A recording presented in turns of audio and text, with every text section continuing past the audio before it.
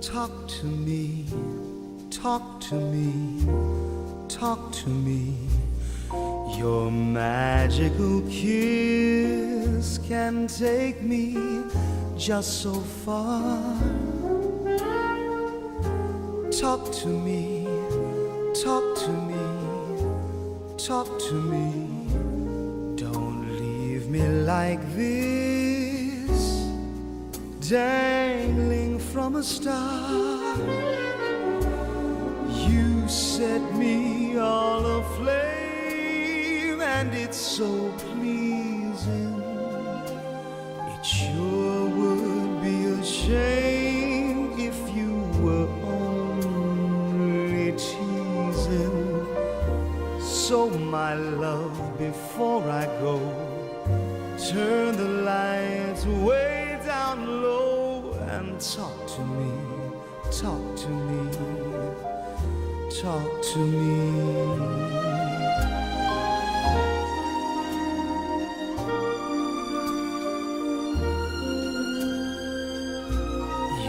Magical kiss can take me just so far.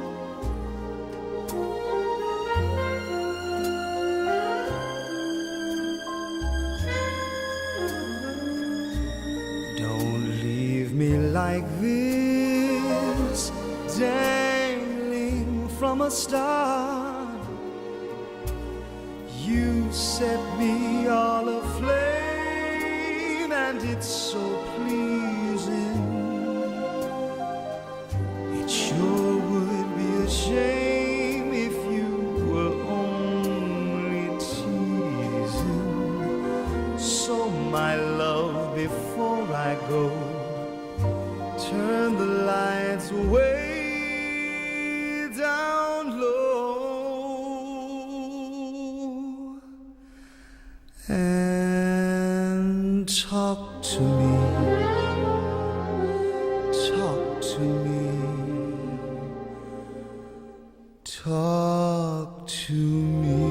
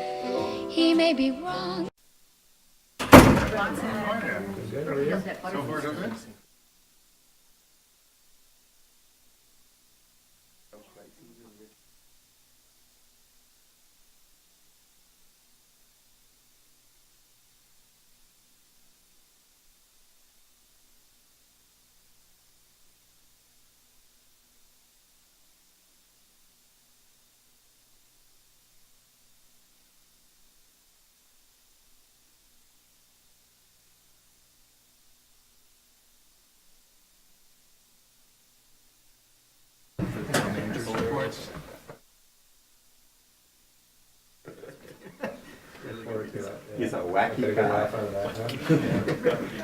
Good.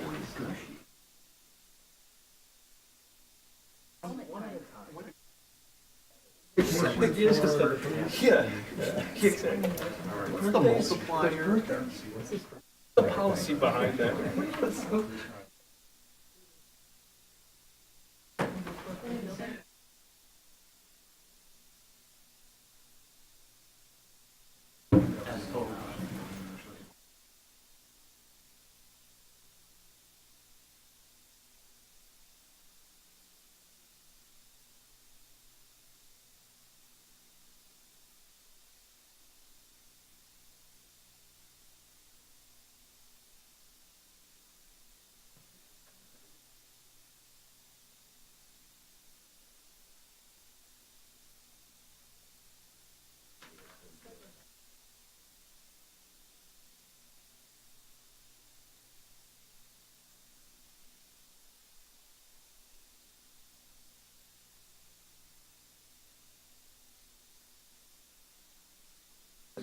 I think are great. Well, my wife traveled for business, long story, but she's plus. No, I think it's a pretty, I mean, I don't really know.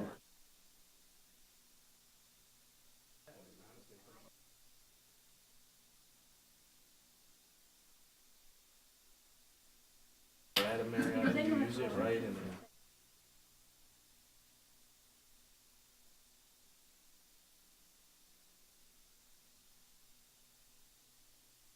where are they in Virginia? No.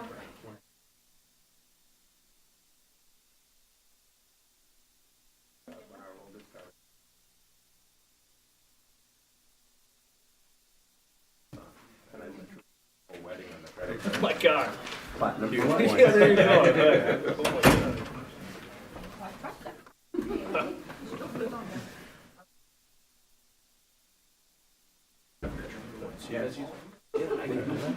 I know what that is. Yeah, that's Amending. Yeah. And, so I took my in-laws out for their retirement, basically. All right, we're going to call it 7 o'clock. Very good. We're going to call it 7 o'clock public hearing to order. Application on behalf of Udolf Mayflower 2 LLC and Udolf Mayflower LLC requesting a change of the underlying zone for 14 Mayflower Street from RM3 multifamily residence district to RP residence parking district. Roll call, Ms. LeBrook. Mr. Barnes. Present. Ms. Cantor. Here. Ms. Kasperson. Present. Mr. Davidoff. Here. Mr. Dodge. Here. Ms. Hall. Here. Ms. Kerrigan. Mr. Winograd. Here. And Mr. Williams. Present. Thank you, Ms. LeBrook. A presentation from the applicant. Attorney Pearson.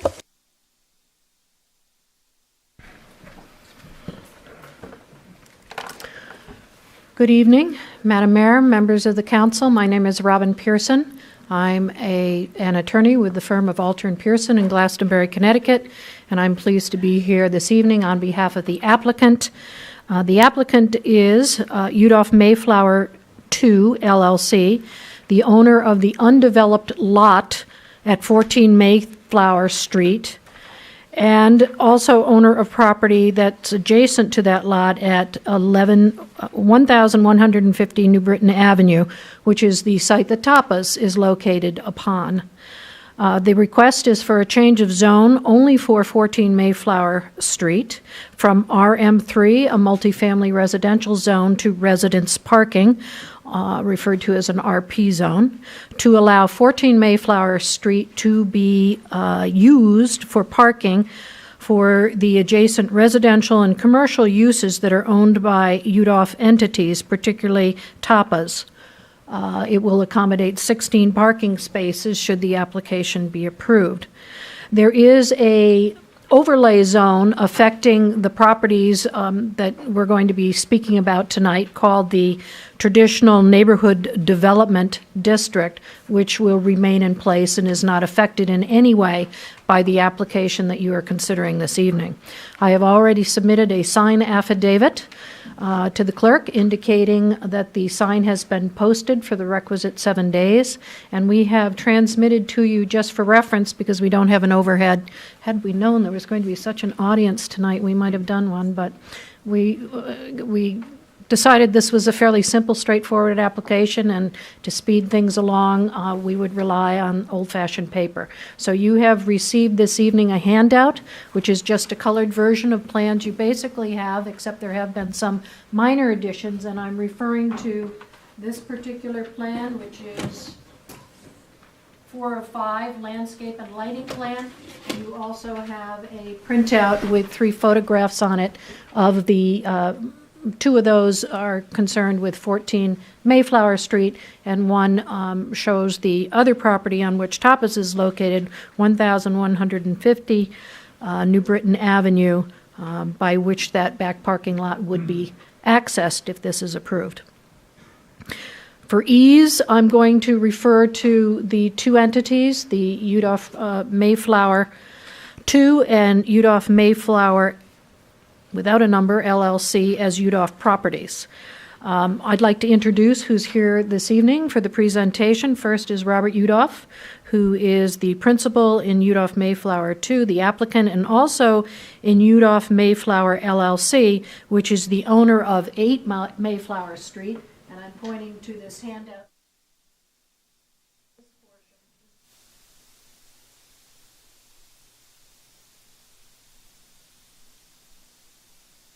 1,152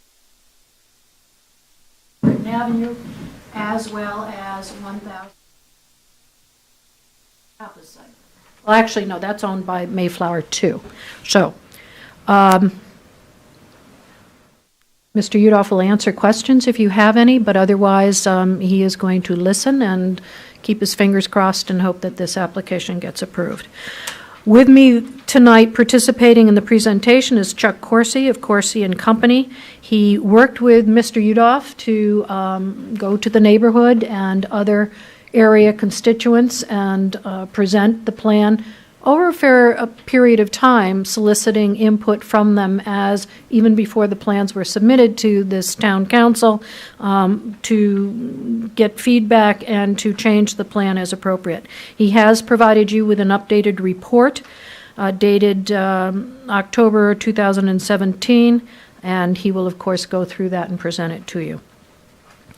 So I'd like to locate the properties for you. There are 4 Udolf properties located at the northeast corner of the intersection of Mayflower Street and New Britain Avenue. The only property that we are talking about tonight that is the subject of this application is the colored 14 Mayflower Street. The request for a zone change only affects this piece of property. Everything else is currently operating under approvals, site plan approvals, or long-standing uses in the community, and are not affected in any way by this proposal, except to the extent that they will benefit from having additional parking, which they can use, and that is certainly the intent. With regard to those properties, 14 Mayflower is, of course, vacant. You have that photograph in front of you, which shows that it's paved. Also is blocked off with concrete blocks to make sure nobody uses it for parking, even though that at some point was someone's intention. Other property, 8-12 Mayflower Street, is in an RM3 zone, and it has 3 in it and 5. This property in front is a 1-story commercial structure, and it houses a barbershop, a hairdresser, pizza, caterer, and there's going to be a new fusion noodle restaurant going in. Commercial use that changes over time. People come and go, various tenants, and they're all going to be very pleased to have the extra parking should that be approved, particularly with regard to their employees who currently do park on Mayflower Street.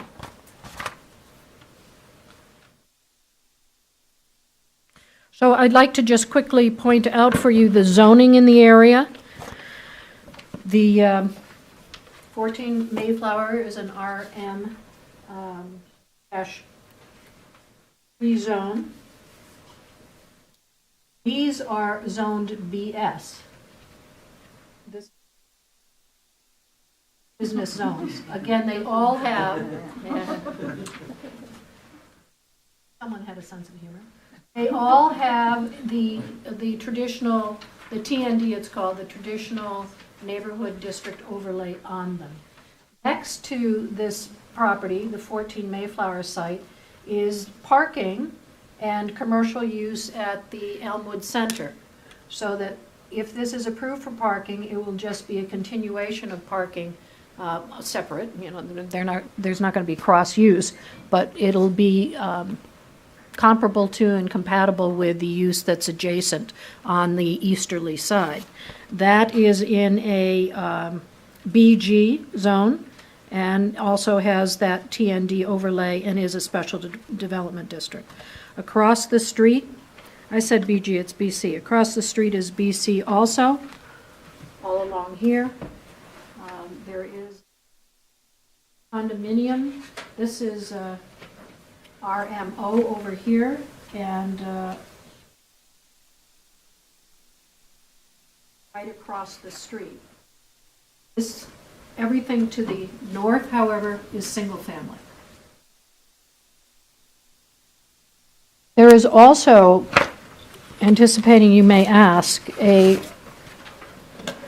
residence parking site that has been approved in the neighborhood, and that is adjacent to and to the north of what was at that time the Elm Theater, so on Quaker Lane. That is an RP location, a residence parking zone, and it was put into place many years ago to accommodate parking for the theater. Like this property, should this be approved, it serves as a buffer to single-family and mixed office single-family to the north, and there's a condominium now at Quaker Green across the street on the other side. Very similar zoning pattern. You also have the same, about 2014, the town council approved a residence parking district further to the west before on New Britain Avenue as you go towards the mall.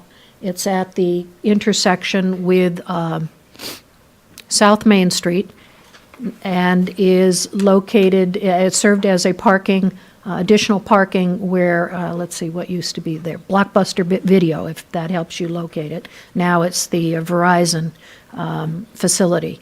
But again, same sort of situation where the residence parking zone was used as a buffer, a landscape buffer, to residential uses on the other side of that district.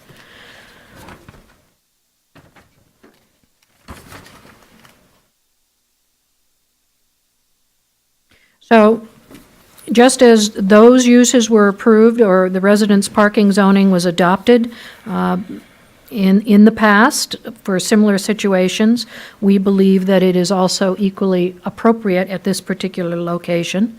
The purpose of the residence parking zone is specifically to act as a buffer between residential and commercial uses. It's defined at section 177(3)D in your regulations, at which point it says, the purpose of this district is for the development of parking facilities adjacent to business and industrial districts where the extension of other business activities would be detrimental to adjacent residential areas. A high degree of control over the parking layout is necessary because of the proximity of parking and residential uses. That particular regulation recognizes the appropriateness of allowing a parking use between commercial and residential zones, specifically because the residence parking zone does not allow for construction of any structure once it's put into place. The only thing that can be used there or placed there, or only use that can take place there, is parking for the commercial uses that it serves. So someone might ask, well, why didn't you do a special development district, which of course can limit what can be done on a particular site. The residence parking regulation serves the same purpose, because the only thing you can do on that site after that is imposed is what is approved as part of the residence parking application. So you'd have to come back and rezone the property to do anything else. It doesn't open up the door to any other uses or any other structures. The definition says a high degree of control over the parking layout is necessary because of the proximity to residential uses, and to make sure that the impact on residential properties is minimized, standards of design for a residence parking area are set out in the code. The depth and extent of the buffer required was established within the code when it was adopted for the purpose of protecting an adjacent residential area from any impacts that might be associated with the accessory parking. And that's an important point, because basically, if you meet the requirements of the residence parking zone, the council has basically predetermined by virtue of adoption of that regulation, that that is sufficient to buffer adjoining property. Whether it's appropriate to impose it at a particular location is still left up to you, but if you find it is appropriate and those standards are met, basically you've you've satisfied the requirement of serving an appropriate buffer. This residence parking proposal does meet those standards. The amount of and quality of landscaping proposed, designed by Jeff Gebrian, who's a landscape architect, is significant and very attractive. Referring to the plan that you have before you, there are 5 red maple trees. Mix of other trees. We have flowering pear and hornbeam trees. Flowering pears in particular are going to... there are spirea bushes and lilac shrubs, 20 of those. So those are not, they're going to be 3 or 4 feet high. They're significant. They're going in the front in this landscaped area into the parking lot. They're flowering, which should be extremely attractive. There are 11 viburnums proposed. These 2 will go in at shrub height, but they grow to be fairly substantial and will provide a lot of coverage. There are 57 ornamental grasses proposed. Daylilies and sedges are also planned. So the landscaping is quite attractive and extensive, and all you have to do is take a look at the photographs that were submitted with you this evening to see what kind of scrappy landscaping there is currently at that particular location. It will make a very nice streetscape improvement. It'll be a real benefit on Mayflower Street. The fencing also contributes to that. For RP compliance with that RP zone, you have to have complete screening. And in this instance, going back from the property line, 170 feet, there's going to be a 6-foot high stockade-type fence, total screening. You cannot have that in front of the building line because it's deemed to be too blocking of light and life and activity. So your regulations say you can't have a fence that is higher than 4 feet. So at this location, from the building line forward, there will be a 4-foot tall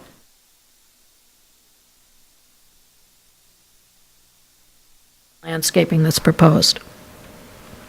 So with regard to the improvements, the applicant proposes to make the following changes as detailed in the RP zone design plans. The asphalt curbing will be removed. The 2 lots will be on the same level, allowing access between the properties. The lot will be newly paved to accommodate 16 parking spaces.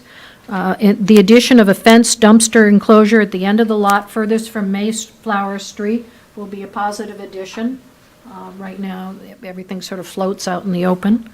There will be 2-way drive access in and out so that employees can park here and people can use this site for parking to be able to visit with these other entities.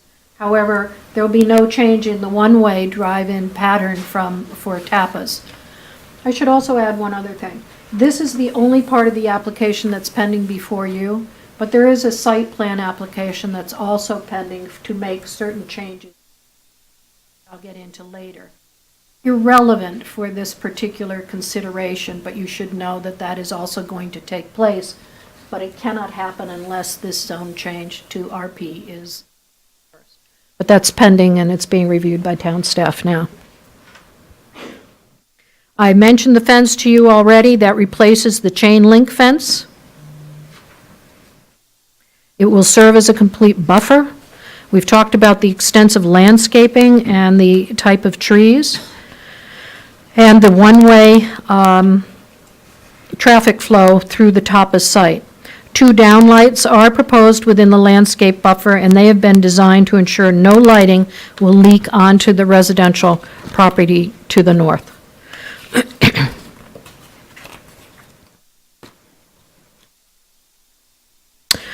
Why is Mr. Udolf pursuing this proposed zone change? Most important to him and to his tenants, and I believe to the neighborhood, is it's an opportunity to provide parking to get cars off of Mayflower Street. Currently, employees of those businesses do park on Mayflower, partly because their leases prohibit them from parking in front of these facilities, or these businesses, which are intended to be left open for clients of those basic, provide a place for everyone to or park, and it will remove the incentive that currently exists to use Mayflower Street. Mr. Udolf also realizes that without more parking, it limits the opportunities for securing good, high-quality tenants to Elmwood. The additional parking is a positive. In fact, it cleans up an area that if you were to travel down Mayflower Street and look into 14 Mayflower, you would think it was a parking area, because that's how it has appeared for many, many years. It was never permitted for parking. I don't know the back history as to when somebody was told to close that up. It was closed to parking when Mr. Udolf acquired the property, but it has never been permitted for parking. So someone used it and asphalted it, but it was never legally so. So this would change that and make very good use of that particular site.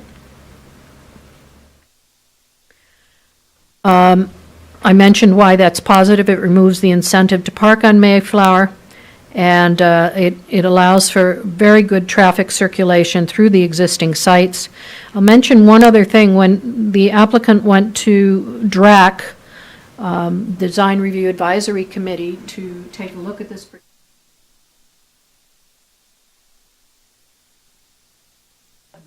Design Review Advisory Committee also requested that there's not a dumpster, storage shed, and what appears to be a refrigerated shed that are sort of free-floating and not particularly attractive back there. They asked if those could be removed. Mr. Udolf said certainly. So as part of all that, all of this processing, the zone change first, and then the site plan review, that's going to be cleaned up. So at this point, I think what I'd like to do is ask Chuck to come on up and talk about his outreach activities on behalf of this application. Thank you, Robin. Chuck Corsi, Corsi & Company, 21 Walridge Road, West Hartford, Connecticut. Madam Mayor, and Leader Hall, and members of the council, I'm here tonight to give you a brief overview, or an extensive overview, if you'd like, of the outreach efforts for this project. You'll see before you that you have two outreach reports, one that was sent in on Friday, and an updated one that I gave today, with apologies to the paper that was wasted. There's just a couple of minor additions in the new one, and I'll get into that in a few minutes. The outreach area, there's a map on the report. We extended 300 feet, which is a little bit further than what your town ordinance suggests. That was a total of 14 homes and one business on Mayflower Street, 30 homes on Park Place Circle. That was updated. 24 homes on Park Place Circle, which is part of the condominium complex at the old Talcott School, and then 5 homes on Cortlandt Street, which runs parallel to Mayflower, just to the west of Mayflower, as well as businesses along New Britain Avenue. We also sent out invitations for an informational meeting that we held at the Exis Spa on the 17th. There's a sign-in sheet. We had 2 neighbors that came to that meeting. And I also, what I try to do with my first attempt at outreach is over the phone. I attempted to reach all the folks on the list by phone. Some I was able to talk to, some I left messages with, some didn't have phone numbers. So that's why we took the extra step of having the neighborhood meeting, where we mailed to all the people on the outreach list. And then, seeing that we only had 2 people that showed up at that, I then walked the neighborhood the next day and dropped off informational packet at each home, again giving them the invitation to give me a call and set up a time to meet if they'd like. In terms of who I did talk to, with projects like these, obviously the most interest comes from people that live the closest.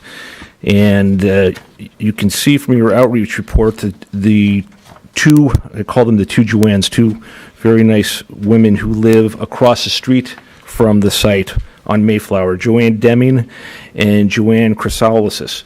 I both met with them individually. Joanne Deming actually came to our meeting a few weeks ago.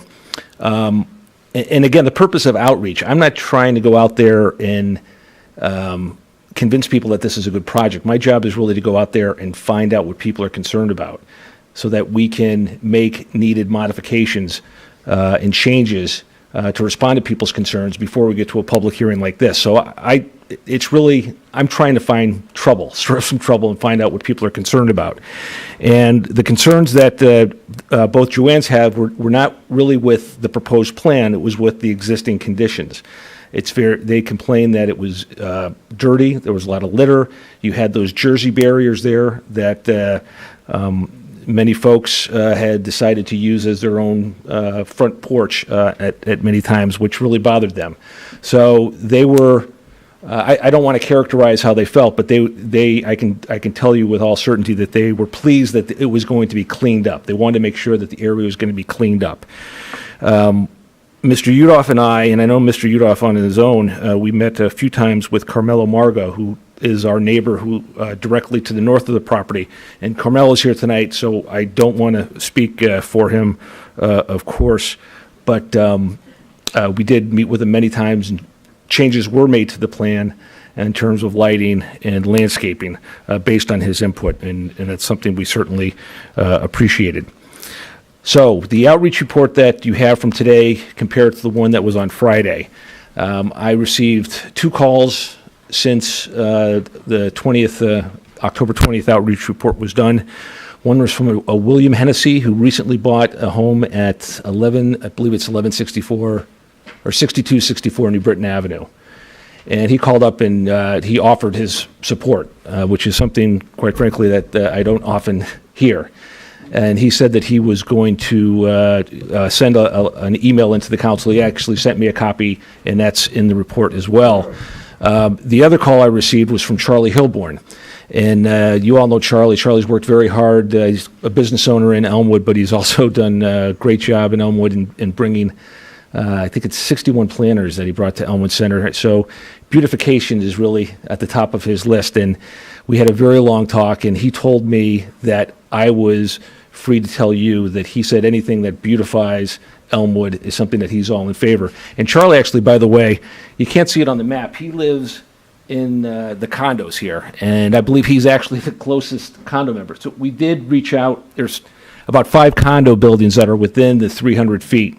And I knocked on all those doors and tried to call people in those buildings, left information. And I believe Charlie's actually the closest one. So with that, I'd be more than happy to answer any questions that you might have. Thank you, Mr. Corsi. Does anybody have questions for Mr. Corsi? I think we should probably go to this. I don't know if you have more to the application, or we would like to look at the sign-up sheet too. So.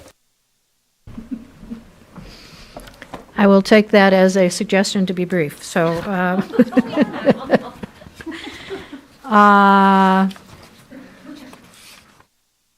thank you, Chuck. I have to just mention quickly the Plan of Conservation and Development. There's nothing specific in terms, this is a zone change, so whether we meet it is important for you to take into consideration. The Elmwood Center does not have any specific recommendation with regard to what should happen to this particular piece of property. The only thing I found was that it describes the center as being comprised of commercial structures that date from the 30s and the 50s. The neighborhood district has the charm typical of older small-scale centers established prior to the predominance of the automobile. The architectural details of the building provide the primary focus of the streetscape, with parking located in the rear or to the side. So the only thing I can say is certainly that this plan is compatible with that character of the of Elmwood, and the Elmwood district, as far as the Plan of Conservation and Development is concerned, runs to Mayflower Street. So we were just on the easterly side of the cutoff point. If you look at the economic policies in your plan of conservation and development, they set out some things that certainly can be argued are supported by this application, encourage the growth and retention of existing businesses in town. I'm looking at, these are all on pages 39 and 40. I'm just pulling from them. Continue public improvement investments necessary to stimulate and sustain private investment. Well, maybe this is not public, but it's certainly sustaining and helping private reinvestment. Promote private investment and redevelopment of underutilized properties to achieve a higher level and quality of land use, particularly in the southeast area of town. Encourage private property owners to work together as they reinvest in their properties by providing shared parking and other shared infrastructure improvements. And lastly, preserve and increase the quantity of trees in town as well as other design elements that will enhance streetscape beautification and pedestrian uses. And I think it's fair to say that this proposal does that, substituting the handsome landscaping we are suggesting for, as I referred to it, as sort of scrappy landscaping that exists right now at that particular location. And finally,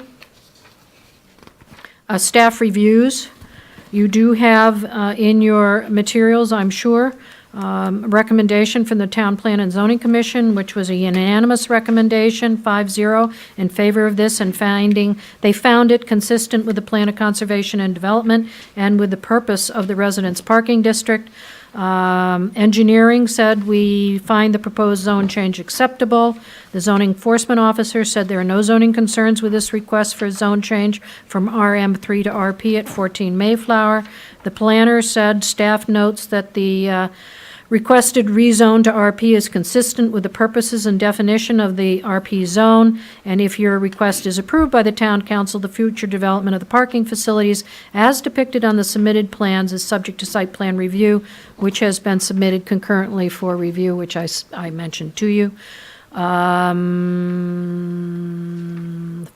said they find no issues affecting fire department access.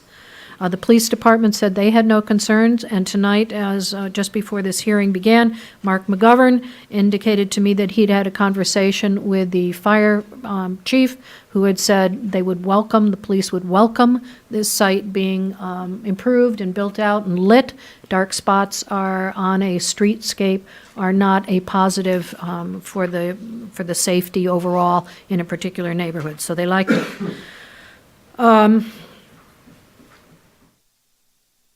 Health District had no problems. The only issue came up with the building department, which said, taking a look at this, it appears that since new spots are being created, handicap parking spaces will need to be added. The only thing I can say is we're not sure about that, but that's an issue that will be dealt with at site plan. The only change that might come about is that you could have to lose a space back here, if that's the case, to accommodate a wider handicap parking. But we've also gained a parking space here, so all of that will be worked out during site plan and is not relevant for your consideration of the zone, the change of zone to RP. So finally,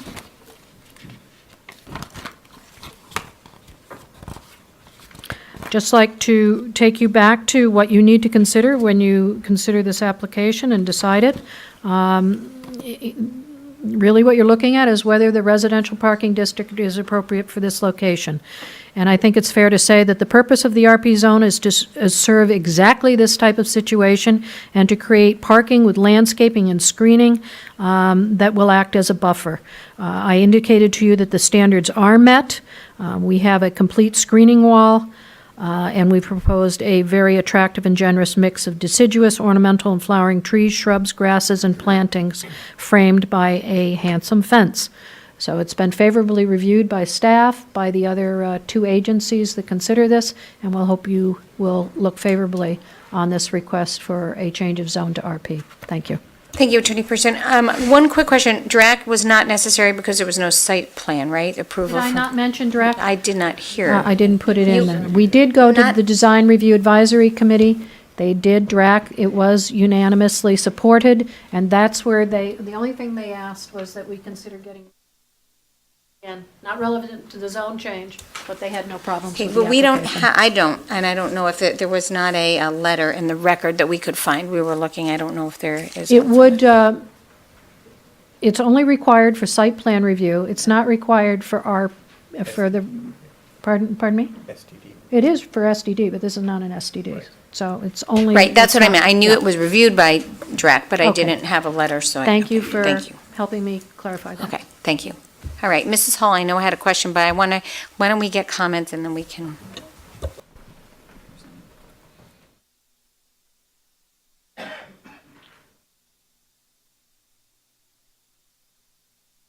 Is there anyone in the audience that would like to speak to this public hearing? Okay, come on up and state your name and address, please.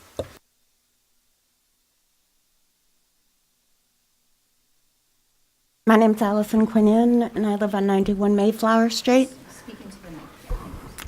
I don't do this. I don't even want to do this. I'm in the neighborhood, and I know the neighborhood pretty well. It's a wonderfully mixed neighborhood, and we're all walkers, which is wonderful because we go down and walk down to the restaurants or walk down to the shops. And it's just it's just such a lovely place to live. However, I am concerned about one thing that you might want to keep in mind, and that is that since we are so highly pedestrian, can I point over here? To talk, as I say it, not talking to the mic. Okay. Yeah. You can talk into the mic too, it'd be great. Sorry. Can you hold it? You stand up. Oh, how nice of you, thank you. You know, there's a light right here, and there's a very sharp turn onto Mayflower, and you can't go very fast. It's very sharp. Right here, there's parking, and people scoot around here and scoot out, right where the light is. These people back out into traffic, and then you have these people down here who either back out or come around. This is all driveway because it's all a bent curb. Am I making sense? Except for one little spot that appears to be a telephone pole where that's not. Now, so it's very congested to walk. And I have a neighbor who is wheelchair bound, and he gets around in his wheelchair all the time. It's very busy, and add to that a fast track drop off, which I use. It's great. A lot of people go through here walking.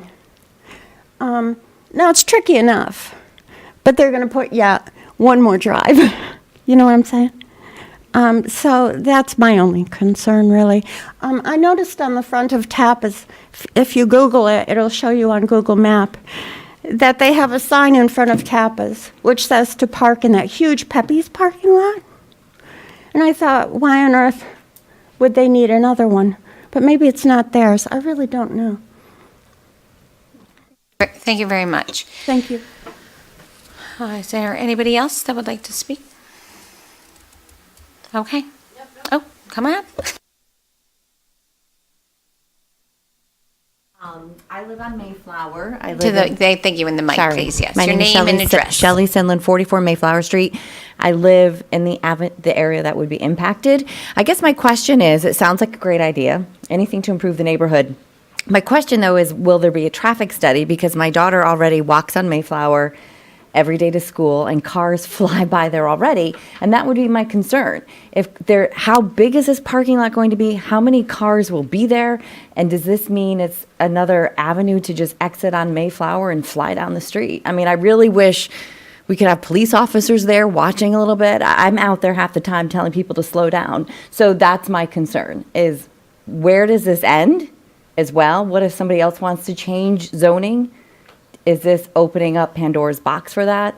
I just want to make sure that all of those questions have been answered. By no means do I want to be against this, because I am, it is not kept. It's not nice. I kind of wish it had been kept up before now. I don't know why we have to do this to change the direction of everything, because it is blight, and there's trash, and there's this and that. So I just hope moving forward that what is said is going to be done is done. And I would like to know what's going to happen with traffic, And has there been any study on the impact? And what's that going to do for our street already? That cars fly down all the time. Thank you. Thank you. Is there anybody else? Okay. So maybe Ms. Attorney Pearson would like to respond to those, and I'm sure, and I know that Mrs. Hall had a question, there will be other questions. Just very quickly, you should know that Udolf Properties bought this about a year and a half ago, 14 Mayflower Street.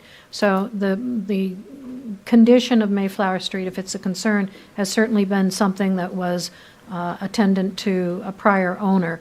Since Mr. Udolf acquired the property, he has been working on these plans. It's taken a long time. We've had a lot of informal meetings with town staff before we even filed, went out to the neighborhood before we filed. It has been a long process. I know he's been working on this for over 6 months. He also just told me he has a landscape firm go in there, clean things up every week. So, he has cared about keeping it clean, but he definitely wants to make these improvements to the site. With regard to more generation and a traffic study, I understand your concern and just want to make it clear that this will not generate more traffic. This is only accommodating existing businesses. So there's nothing that's involved in this particular application that's going to create more traffic. It's just going to move cars, if anything, off of Mayflower and make Mayflower an easier, less congested area where people might be concerned about cars backing up or whatever and have cars on the street that could impede visibility for that to happen. So I think that addresses the concerns. We see it only as a positive addition and hope that once it's completed, should it be approved, that people will look back and forget what it ever looked like without it and believe that it is a positive addition for the Mayflower neighborhood. Did you have anything else, Chuck? Thank you. And you said you might have a comment? Mrs. Hall had a comment? Question? Yes, quick question or two quick questions. With this area opened up, do we envision any deliveries coming through there for any of the businesses? Because I'm just thinking, because you would have a resident right on the other side of the fence, and would that imply any noise from trucks coming in? Again, nothing's going to change from what currently exists.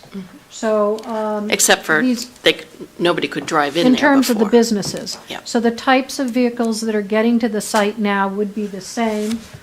There will be small delivery trucks. Typically, they pull up in front of the facilities. They're not going to unload from over here and stop back there if that's the case. It's certainly conceivable that you could have a UPS truck or somebody delivering to the Tapas go through and come back out this way. That is, yes, that's conceivable. Okay. And then my other quick question is, there is not currently a dumpster in that far corner. That's just a new proposed dumpster pad there, right? And so will the existing dumpster pad right in back of, right in that corner, will that remain there? So now there's... And over here? Yes. Yes, that will remain, will it not, Robert? Yes. Right here, yes. Okay. So just... The idea is to keep it. You have to come up and identify yourself. Robert Udolf. So the plan right now is to keep it. I'd like to eliminate it, and that's what we're going to have to study a little bit. Okay. And then that would open up the back of this, in the back of Mayflower, if I had one can over here. Okay. Yeah, my concern is just I'm trying to think of how this use will change, and if there's a resident on the other side, are they going to, end up hearing tapas throwing out bottles at midnight in the dumpster or something like that? And are they hearing that now because it's over here, or I don't know whether there's any answer to what I just addressed. Tapas has their own dumpster. That's not their dumpster, so their dumpster's in the back area. Okay. So Which will be eliminated. Which will be eliminated. Well, moved over here. and screened and landscaped around. Tapas is not using the dumpster behind Mayflower, where the retail stores are. Okay, so then conceivably, we might hear more noise in this corner now. Well, it would be the same pickups that Tapas already has. Okay. Because they have a dumpster back there now. It's just going to be moved, and it's going to be screened. Okay, thank you. Thank you, Mrs. Hall. Any other questions? Okay, Mr. Winograd? Thank you, Madam Mayor. And a couple of questions. First, thank you to the residents who testified tonight. I had similar concerns. Just a couple of questions. First on the plan, the current chain link fence, is that, I'm just trying to get perspective as to where you're doing the modifications. Is that staying? No, Okay. that's being removed. Is that where the stockade ends up being, or? Correct, along this boundary. Okay, so all that, forget the phrase you used, shrubbery, in that's all being replaced, because that's obviously pretty ugly. The parking area, is it sort of similar to what is there now in terms of the? Dimensions? Yeah. Basically, yes. There'd be, it'll be cut into a little bit on this side to get the width that's required, but not a lot. Okay. And yes, there'll be a landscape strip through there and complete solid fencing. All right. And I'm looking at Google Map, very convenient. Looks like there's a pole in that corner. Is that in the way, or there seems to be a telephone pole sort of back in that corner where the turn would be? Did they? I know we've looked at it, and there's nothing that's going to impede the ability to Okay. to use that particular area. All right. The other, back to the concerns that were raised. So the other, on Mayflower, there is that long curb, that driveway, the exit, exactly, that whole area, I guess, up to the telephone pole, from the north down to the telephone pole is one big curb cut. I get. Now, does this then become just an extension of that current curb cut? Because right now, like I said, it's a pretty long curb cut, and I understand the concerns of walking. You don't know where cars are coming out. That is, there will be no physical barrier right here, if that's what you're asking. Well, along Mayflower. There's currently no barrier, there's no curb to prevent people from pulling directly into the spots in front of those buildings. There is nothing proposed on this, the RP Right. zone has nothing to do with this side. Right. Nothing proposed here, there's no physical barrier here. So in effect, if your question is, will this be connecting asphalt, the answer is yes. Right. No, my concern is that given the current configuration, you've got that 30 feet of uninterrupted non-curb. So cars can come out sort of at any point along that stretch. Again, south of where the new zone is. All along that building, people can come out, and now we're adding another 10 feet of potential traffic, actual traffic. And so it does seem like that is expanding that area for a pedestrian of sort of the danger zone. And I'm wondering whether there's thought of, certainly it looks like as a system, it makes more sense to have that parking where you're adding it, but could that allow exit to be at that point only? In other words, if you could create, have people come in, enter that area in the southeast corner where Tapas is, be able to come around the building on the west side, and then exit where the new driveway will be. I think that would ease some of the problems for the pedestrians. But I don't know that's overstepping our bounds in terms of the approval, but I don't want to make things, right now, even on the current site, it's not a nice area to walk. I don't want to make it worse by adding, again, that extra area. Here's how I think we need to address it. It's not part of the RP request. We are going through a site plan review, and we will certainly look at those issues with staff as we go through that. There's only so much you can do without depriving existing tenants of their existing parking. I think Mr. Udolf has been extremely amenable to suggestions as they've come up as to possible things that might be improvements that could be made for this whole corner, which is an older corner, pre-existing. And I understand the comments, but we do believe this will be an overall improvement. You're going to have the in and out at this location is going to be, it's going to be marked also. Right. This will be much clearer. It'll be clearly an entry to a driveway. I don't think it would be, I just think the idea that you might not make this significant improvement, which has so many positives for Mayflower, out of that particular concern, which I'm not, denigrating in any way, but I do think that if you're doing pros and cons, the pros so outweigh that potential concern. I think you can only look at this as being an improvement for Mayflower in that particular area. That said, I'm sure Mr. Udolf commits to taking a look and seeing, what, if anything, can be done to address that situation. But they're two separate applications. Right. Thank you.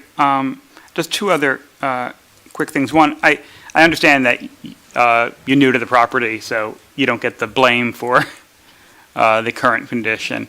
Do we know, has there ever been a house put there? Is it pure, this has always been unimproved property? Have we done any research? I can't say it's never been a house there. For my 45 years in West Hartford, there's been no house there.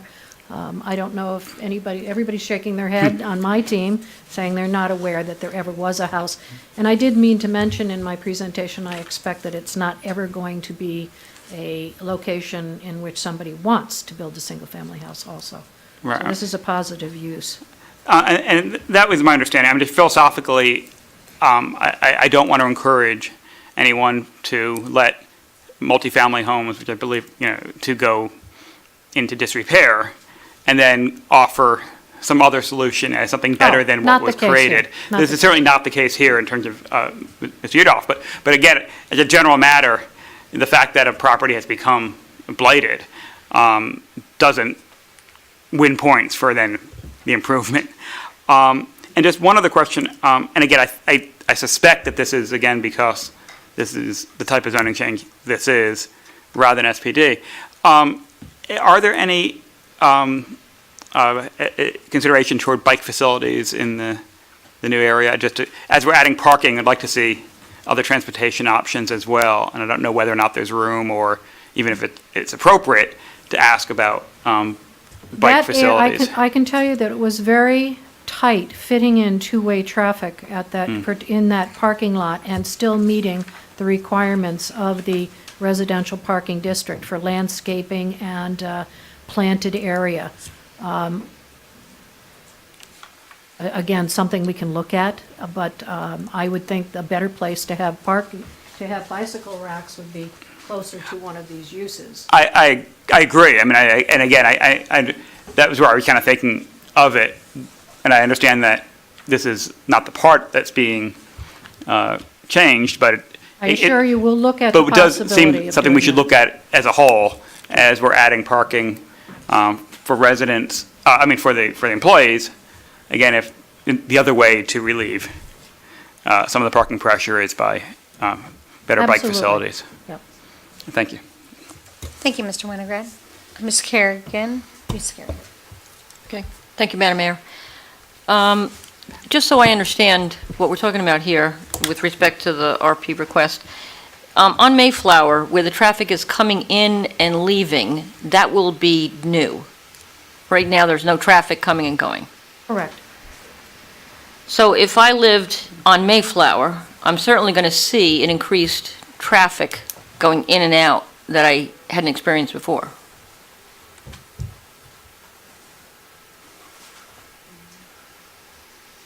That's a question. Coming in and out of the site, potentially. Parking in the area, I cannot say, because what they're going to experience, what they experience now, is anybody who can't get a parking space there is parking on Mayflower Street. So if you total it up in terms of whether there are going to be more cars on Mayflower Street, there's nothing about that's going to indicate you're going to have more people coming to this shopping center, to this center. You're just going to be able to accommodate them on site instead of having them parking on Mayflower Street or on New Britain Avenue. And I so appreciate beautification. I think we need a lot of beautification. I love that idea. And I love tapas. And I know every time I go in from New Britain Ave, I go down to the end. Parking is tight, but I make a U-turn when I'm done eating, and I head back out New Britain, which is typically there's not a lot of pedestrian traffic. My concern is that now if I had the option, I'd go into tapas, I would eat, and then I would probably come out Mayflower, because it's just going to be easier. And if I lived on Mayflower, I might not be so happy about that. Okay, and your point is well taken. The only thing I would say that is, if you're coming back out this way, if you're going to this part of town, you still may take that turn on Mayflower. If you are not going to be going down Mayflower anyway, if you were coming this way, you would still come out and go wherever you were going on New Britain Avenue. So it is conceivable that for this portion, from the end of this property line going south, you might experience more cars traversing on Mayflower, but the direction is not impacted by people coming or going to this site. They'll still, when they're leaving, they're still going to follow. If they were going to go down Mayflower before, they'll go down Mayflower now.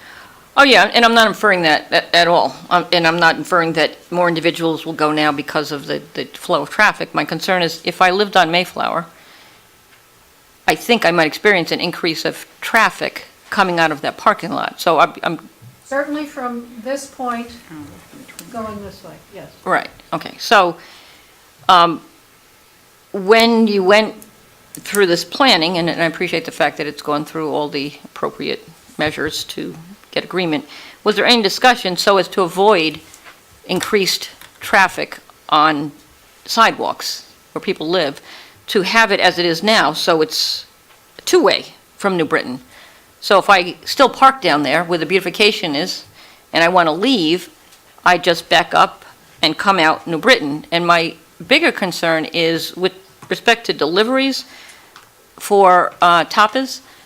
Now you have larger trucks coming in, delivering to tapas, making a convenient left going onto Mayflower, because it's easier to get onto Mayflower than it is to New Britain. Two comments to that. Again, if that truck was going down Mayflower now, today. But I don't know, why would he go down Mayflower? The truck's probably going to be coming down from New Britain, I would think. I agree, it probably won't go on Mayflower. So the only impact might be you could have a truck turning this way and coming down the length of two properties onto New Britain. That could change. That could So be a change. why wouldn't you design it such to avoid the increased traffic on Mayflower and just There's not enough width here. If we had been able to make this two-way, we would have, but there's not enough width on the site. You'd have to take tapas out to make the driveway wide enough for two-way traffic. Well, how do trucks do it now? They probably, I'll bet they don't. You know what? I don't know the answer to that. Robert, do you know how trucks manage? You'll have to come up if you, he doesn't have an answer. Well, they do manage. They do manage. Okay. So they're probably what they do is they pull in here and unload and go out on New Britain Avenue. Don't know. Okay. Which I would think if you lived on Mayflower would be the preferred way to allow increased parking, is to have that flow go back onto New Britain. Thank you. Yeah, that part makes sense. Thank you, Ms. Carrion. Mr. Dodge? Thank you. I agree with Mr. Winograd that, when I first looked at this, I thought the traffic flow was going to be designed so it would go one way past Tapas and out Mayflower, and I hope that maybe that's something that you guys can look at some point. But for the time being, I actually think that this is going to improve traffic on Mayflower, because when you walk by there, the way people park on that curb is crazy sometimes. And so if we can encourage people to park in more appropriate parking spaces, I understand that we're adding a curb cut there. But I would much rather have people pulling in and out of there like a normal parking lot than the way that people are parking now. And so if we can divert, some of the parking back there, I think that's going to be an improvement. So I just want to say thank you because I think that this is a good improvement for the property.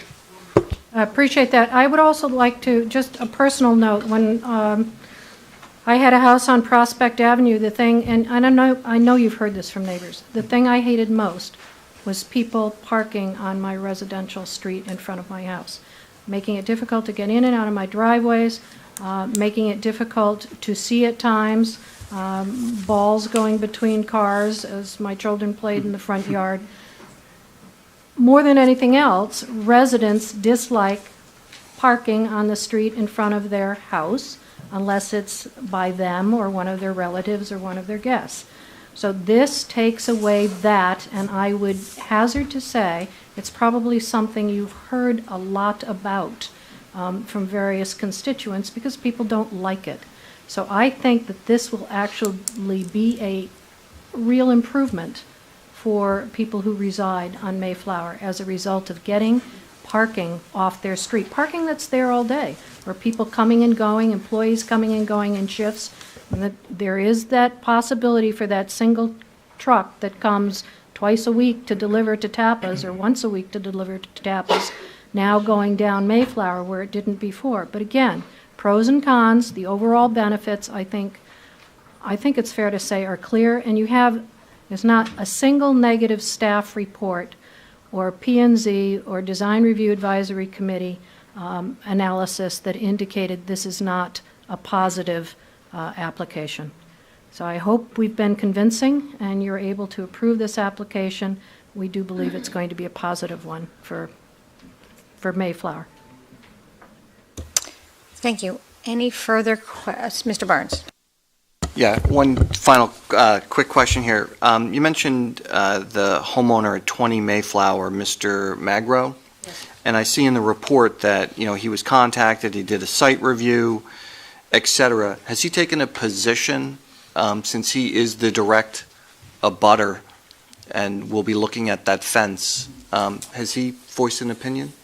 Mr. Corsi reaches out to him, and if he would like to say something, we would certainly appreciate it. Would you be willing to come? Sure.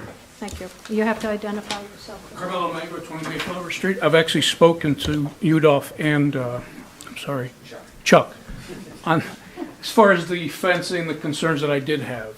So all that's been addressed, and we're okay with that as far as that is concerned, with the lighting, the fencing, the shrubberies.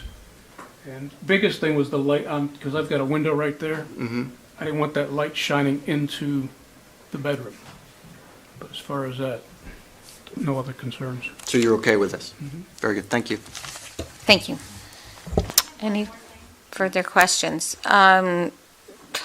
Okay, we limited to 3 minutes, and you're only supposed to come up once. So if you have a quick question to ask, you can ask it, but it's not a position statement if you have a question. I just want you to consider, too, that the late bus gets off right there. So I do feel like traffic has to be studied more because there will be more traffic on Mayflower. My daughter's late bus gets let off right there. So how is she going to get back and forth? And right now, people don't park on the right side of Mayflower. You cannot. So I disagree with what you said. Thank you. Thank you.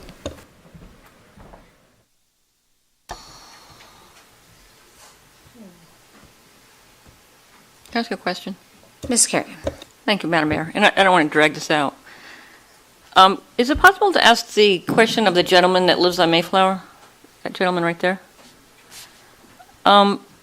Because my concern is the residents. So are you concerned at all about traffic now exiting onto Mayflower that never exited onto Mayflower before? Well, there's going to be some added traffic, as we had mentioned, but I'm not home as much as most people are because I work during the day. But as far as traffic concerns, yeah, I do have some going in this direction. Currently, you guys had mentioned truck stops and things of that nature. Right now, the semi-trucks are actually parking on Mayflower to do their deliveries. Oh, is that what they're doing? So that's what's impeding traffic coming down Mayflower currently. And, yeah, there's going to be some increased traffic coming in and out of here. You know, you guys had mentioned that if this gets wider, perhaps there'd be more. But like I said, I don't see it today. As far as increase going in the future, it's kind of hard to say at this point. Thank you. Thank you. Can I ask one more question? We really don't ask. Oh, I'm sorry. Are you talking about the Okay, applicant? Are you then I won't. you want to ask of the applicant? Because we don't really question our residents. Oh, no. Oh, no, yes, no. So, again, so there was no discussion about whether or not it would be possible to increase the parking, which I think is fabulous. I'm all for increasing parking. I'm all for beautification.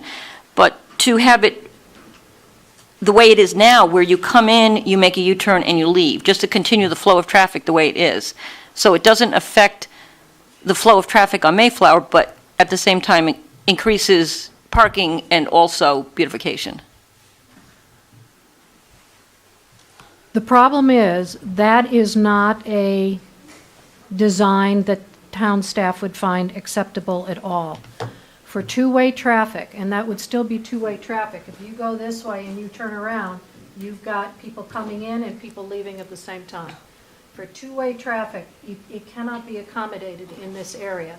And what you have, that's another point I suppose we could have raised. This eliminates a potentially unsafe situation with people turning around in tapas and coming back out. That's what you have right now.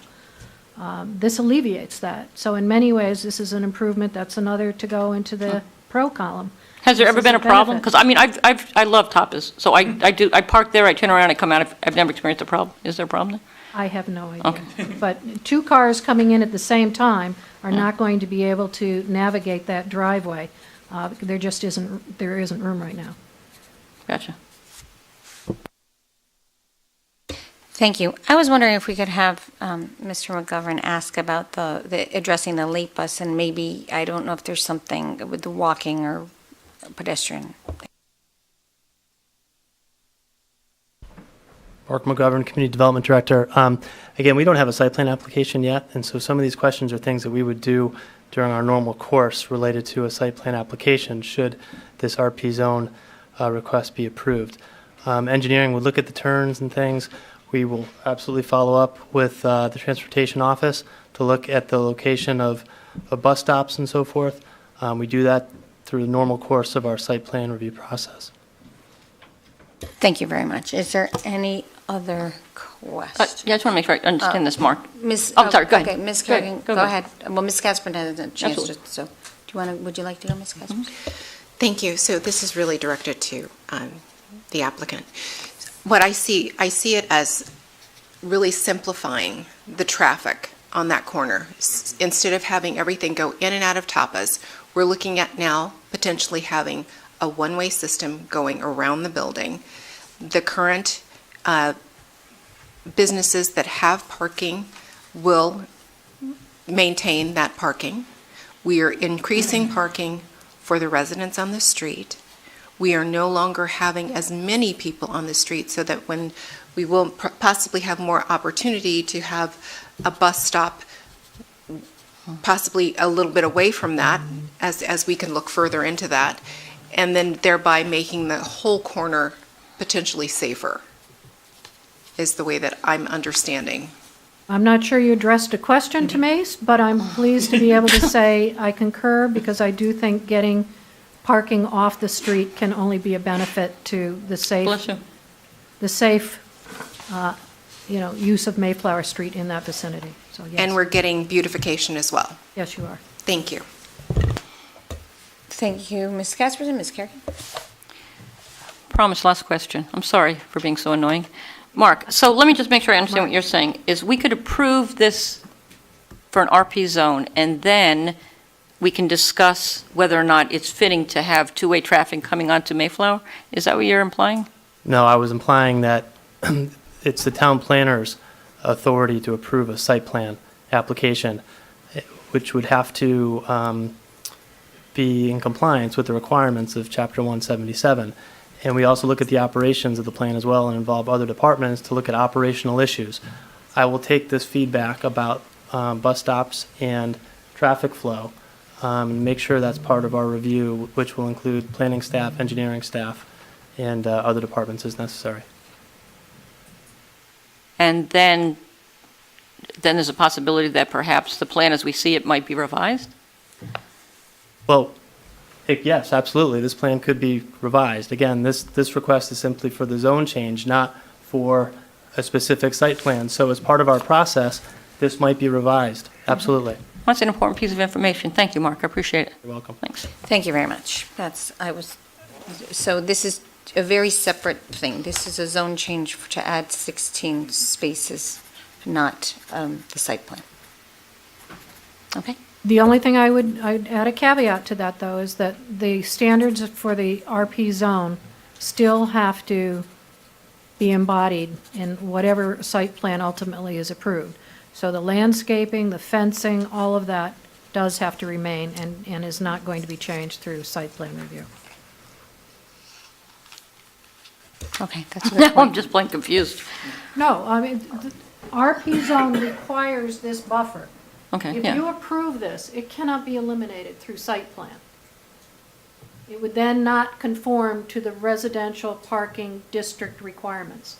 So this has to stay. Could there be more landscaping required?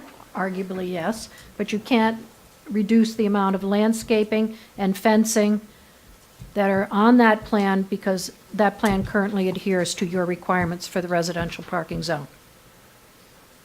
But could the driveway coming in and out change, or no? Conceivably. Okay.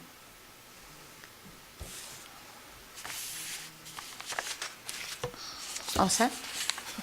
I guess so. Okay. Number 5, we're going to read into the record. Thank you, Ms. Pearson. Read into the record letter dated October 4th, 2017 from TPZ recommending approval. And if there are no further questions for the applicant, we'll close the public. Do you have something? No? Okay. We will close the public hearing. Okay.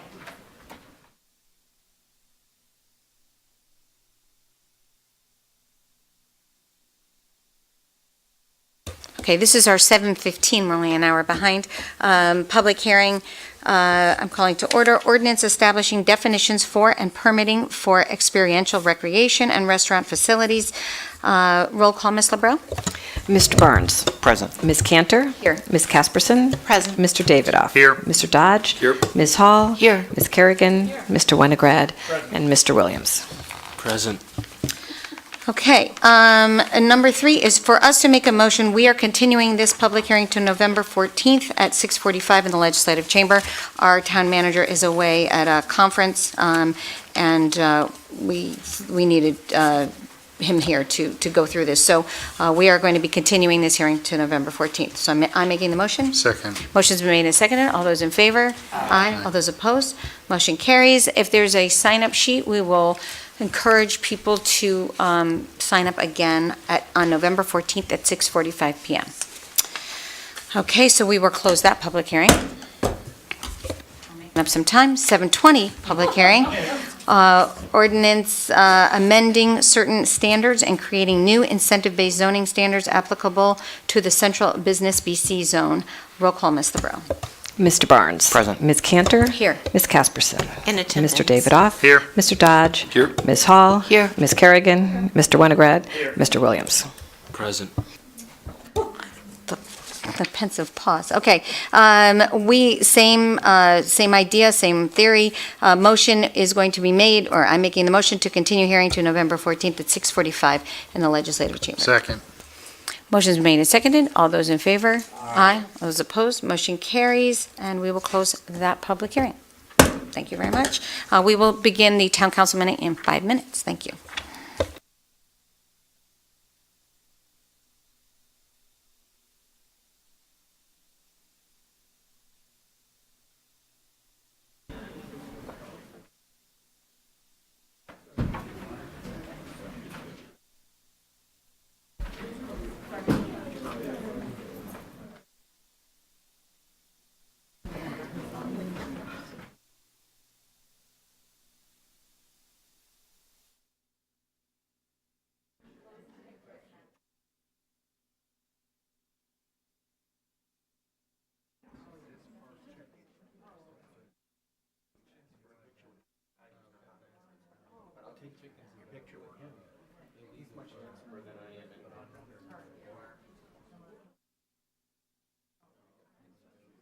Where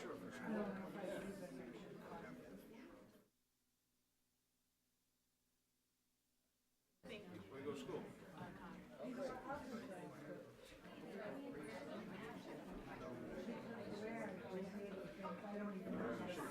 Because they're all going to ask you now. Where would I go to find out restrictions on livestock? They're not allowed, except on a farm.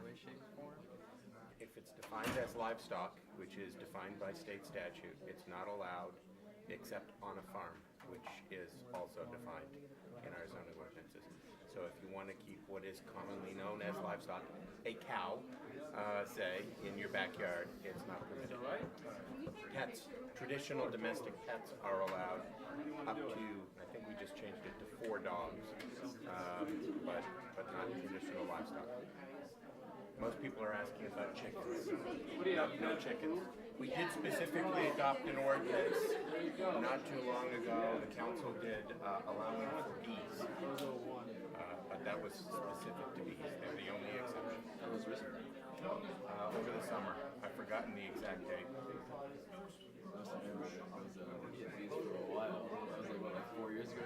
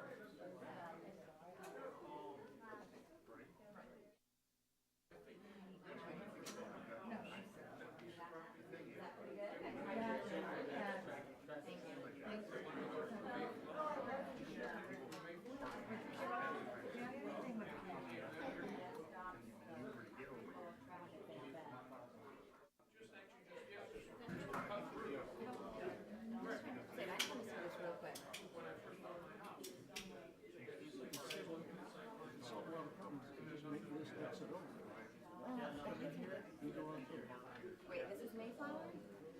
Yes, Mayflower. Well, it's definitely going to increase traffic. I don't know back to here. It's almost like if you could just have people exit on over and again. Oh, if this was just one way this way, got it. Yeah, exactly. Technically, this isn't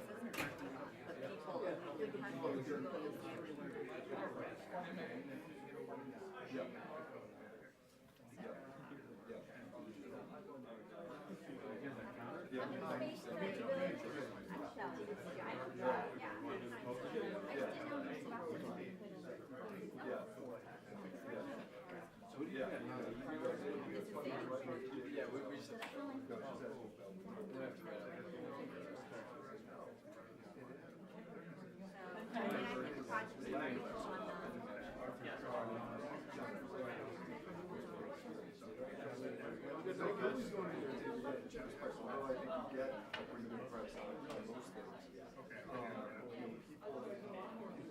They can park on the left side. So that's, they're working on the left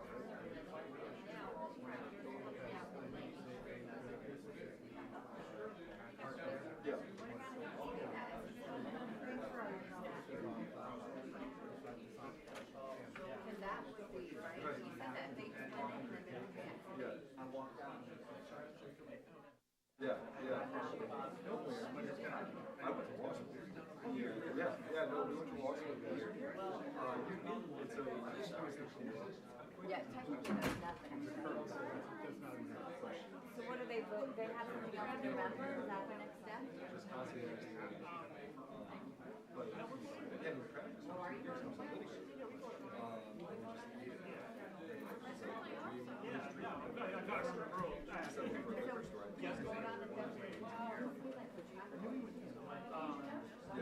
No, I mean, yeah. So then,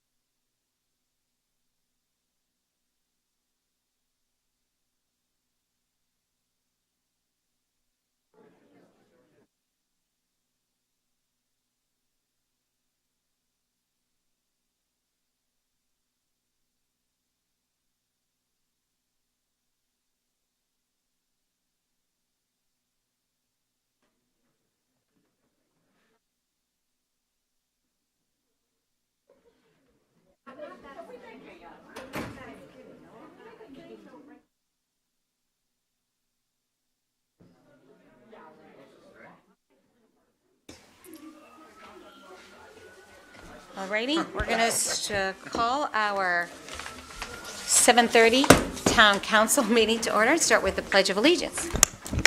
I pledge allegiance to the flag of the United States of America and to the republic for which it stands, one nation, under God, indivisible, with liberty and justice for all. Your chair's turned. Okay, roll call, Ms. LeBrun. Mr. Barnes. Present. Ms. Cantor. Ms. Casperson. Here. Mr. Davidoff. Here. Mr. Dodge. Here. Ms. Hall. Here. Ms. Kerrigan. Mr. Winograd. And Mr. Williams. Here. Thank you, Ms. LeBreau. I will like to make a motion to suspend the rules to present a proclamation. I hope he's still here. To Dana King. He is. For Magic Week. Motion's been made and seconded. All those in favor? Aye. All those opposed? Motion carries. Okay, Mr. King. I thought it was Ring. Why is it? It says King. Sorry, Mr. Ring. It's because I've done this before. I answer to many. I don't know if you all knew that it was magic. This time of the year is magic, and I think we all need a little magic right now.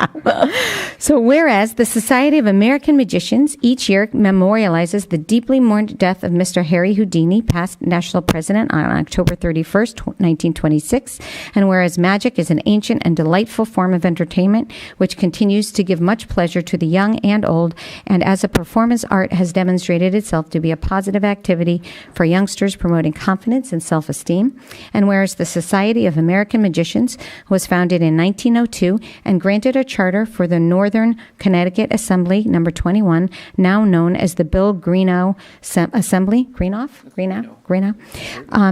in October of 1930, and has many active magicians who have resided in the greater Hartford area and entertained citizens in the surrounding areas over the past 87 years, and whereas amateur and professional magician members give generously of their time and talent for charitable purposes at hospitals, schools, military bases, churches, and nursing homes, and whereas the Society of American Magicians is dedicated to elevating the art of magic through its endowment fund, which provides educational and humanitarian assistance to its members, and whereas Mr. Richard Bauman, National President of the Society of American Magicians, has declared the week of October 25th through October 31st as National Magic Week and October 31st, 2017 as National Magic Day. Now therefore be it proclaimed that on behalf of the Town Council and the residents of West Hartford, I, Mayor Sherry G. Cantor, do hereby recognize and celebrate Magic Week in the town of West Hartford.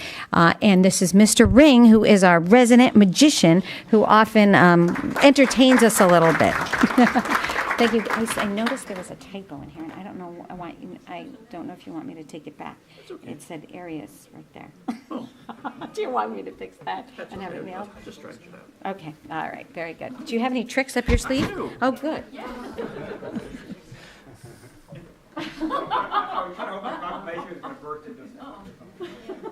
I know you're probably all thinking, I'm a magician, why can't I just make the excess traffic problem on Mayflower Street disappear? I'm not that good. I'm going to try something with some of the council members here, using something that every magician has.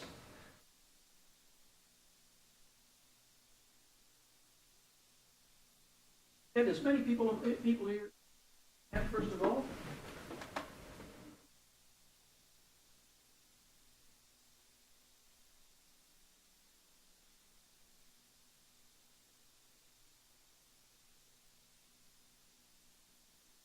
cheap trick that they're all the same.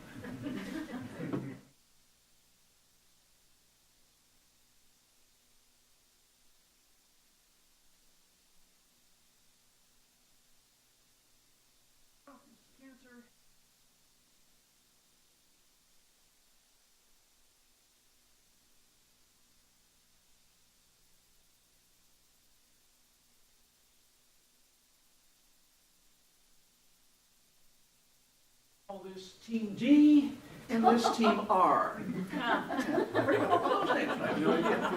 Sure, please do. Just mix the cards, if you would, between the two. Mix the cards again so that I can't see them. And just, while you're doing this, kind of imbue the cards with your aura.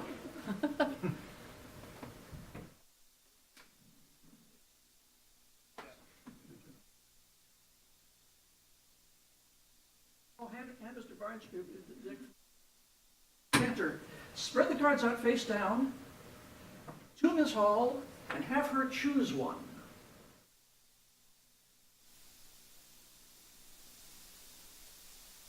Hand her hand to the deck.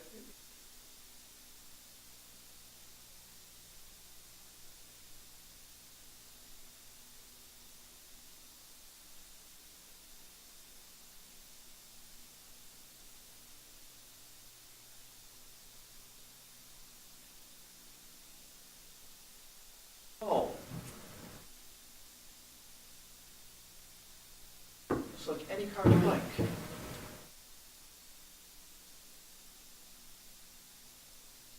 Looked at the card, have you? I have. If you have not, do so now. Put the card that you chose from her deck into your deck. Have you seen?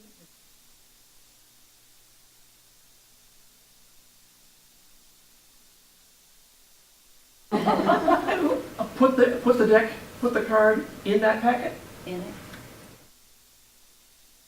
Cards again, so that I cannot possibly know which card you chose.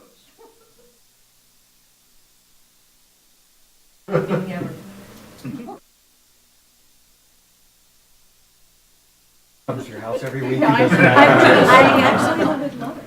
Cantor's on Friday. Packet. Oh, Mr. Barnes shuffled. It is one card.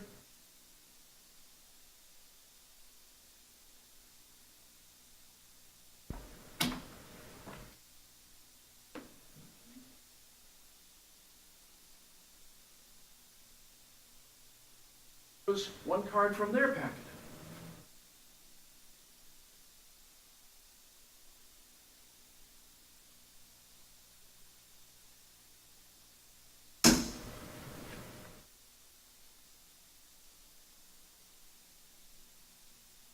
Information if this doesn't come out. Yes, It has a my reputation's on it.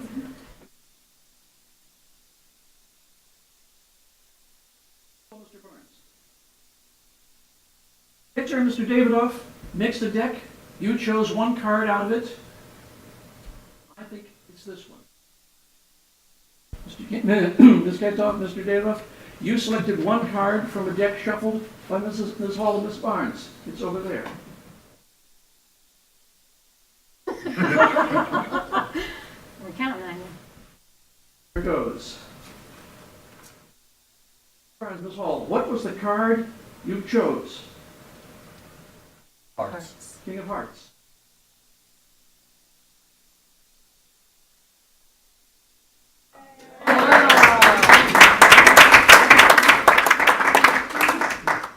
To make this twice as good, or even things out, which if anything. Mr. Davidoff, Ms. Cantor, what was the card you selected?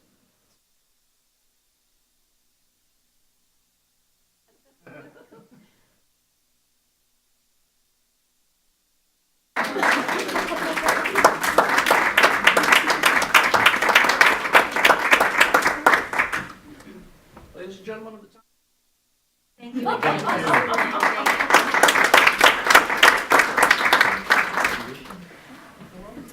Yeah, he's awesome. Okay, thank you so much. Okay. I would like to make a motion to suspend the rules to read a proclamation for the Assistant Fire Chief, Richard T. Wynn, on his retirement. Second. Motion's made and seconded. All those in favor? Aye. All those opposed? Motion carries. I was asked to share this publicly for the record because this is going to happen before our next meeting. Whereas the health and vitality of a community is reflected in the participation of its citizen in those activities that further the strength of the town. And whereas Assistant Chief Richard T. Wynn will retire from town service on October 31st, 2017. And whereas Assistant Chief Richard T. Wynn was hired by West Hartford Fire Department on June 11th, 1984. And whereas Assistant Chief Richard T. Wynn has served the citizens of West Hartford for over 33 years with dedication, honor, and distinction.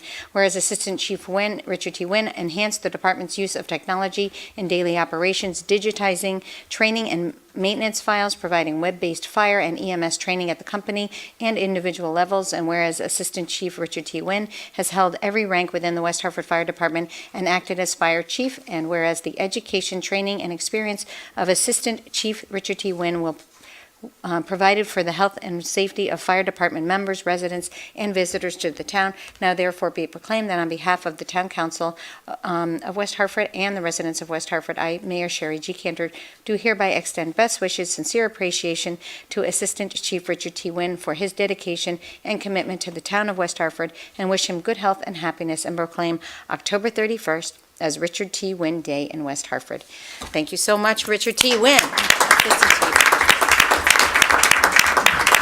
And we will be sharing with this at an event for him, but thank you. I just wanted to share that. And we will go on to number 4, Mr. Davidoff. Thank you, Madam Mayor. I move adoption of the minutes of the Town Council meeting of 10/10/2017.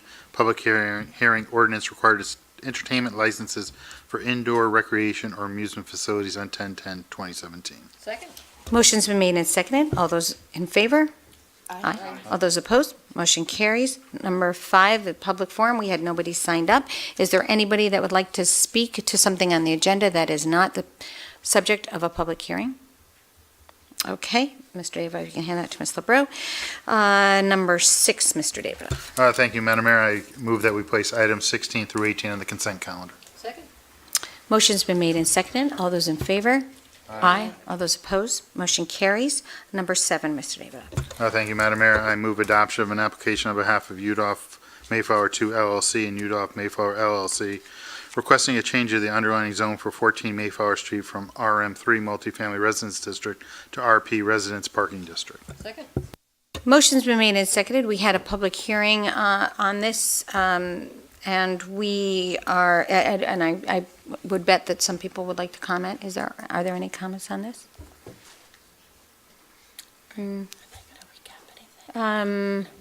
Yeah, well, this is a change in a zone change from residential to residential parking RP zone. And actually, we just did read it, so that's really all I have to share. Is there anybody that would like to comment? Mr. Winograd. Thank you, Madam Mayor. And thank you for the applicants for their presentation and the residents who spoke out as well. I will be supporting this resolution. I do believe it'll be an improvement for the neighborhood. And I think that and certainly it isn't saying much to say that it improves upon what there is now, but I have high hopes for the ability of the owner to really come up with a good plan. I think what we've seen is positive, and I do hope that the concerns of the neighbors, I'm sure they will be, but I hope the concerns of the neighbors about the traffic flow will be taken into consideration. Particularly, I do hope that this will help relieve some of the problems of the existing site. And again, good experience with obviously the developer in the past in terms of working out those sort of things. So again, I don't see any reason to oppose this change. And thank you for the application. But again, do take the comments into consideration. I think they are valid in terms of some of the problems with the site now. So I look forward to seeing what comes out. Thank you. Thank you, Mr. Winograd. Ms. Hall? Thank you, and thank you, Ms. Pearson, for always doing such a wonderful job here with your presentations. I just wanted to say that normally I don't like when we do zoning changes because I feel like West Hartford, you know when you buy property, you know what your surrounding properties are zoned, and you should have faith in the town that that will not change on you overnight. In this case, I think the immediate neighbor was very involved and was happy with the outcome. And I think, we are a town that continues to evolve. And in this case, the change will be something that will be an improvement to the neighborhood. And obviously, the beautification weighs heavily, I think, with the surrounding areas. I think we like to take residents' comments into consideration. I think lots of times we conflate the just bad traffic habits of our drivers with the whatever is going on in that business area. And so I'll use this as an opportunity to ask everybody to please slow down and watch what they're doing.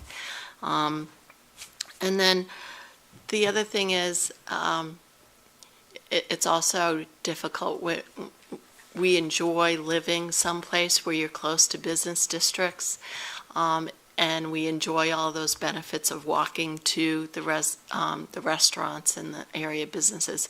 But that comes with a downside, and some of that is traffic, and some of that is noise, and then those are the things that we give up when we choose to live next to all those conveniences. So with that, I will be happy to support this and look forward to seeing a much nicer area there. Thank you.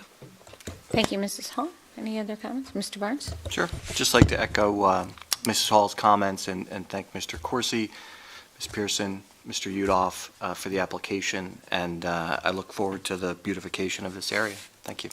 Thank you, Mr. Barnes. Ms. Kerrigan? Thank you, Madam Mayor. Thank you, Attorney Pearson and Mr. Udolf and Chuck Horsey.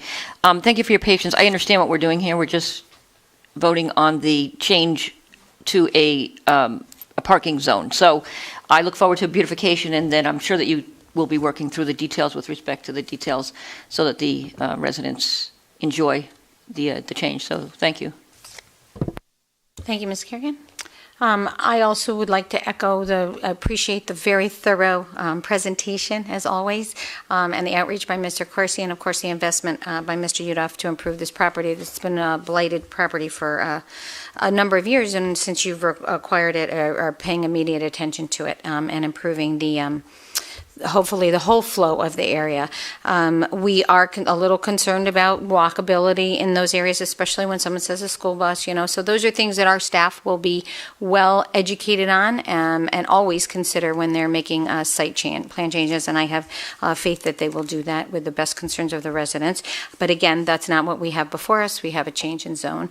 And I, like Mrs. Hall echoed, it's not easy to change a zone because of the expectations that those zones will remain, but I think this is an improvement in this particular case, and I'm excited to hear. One of the concerns I had was lighting, and that was actually fixed very quickly, so that was wonderful. I'm glad the abutting resident was pleased with that remedy. So in that case, I think we have a roll call vote.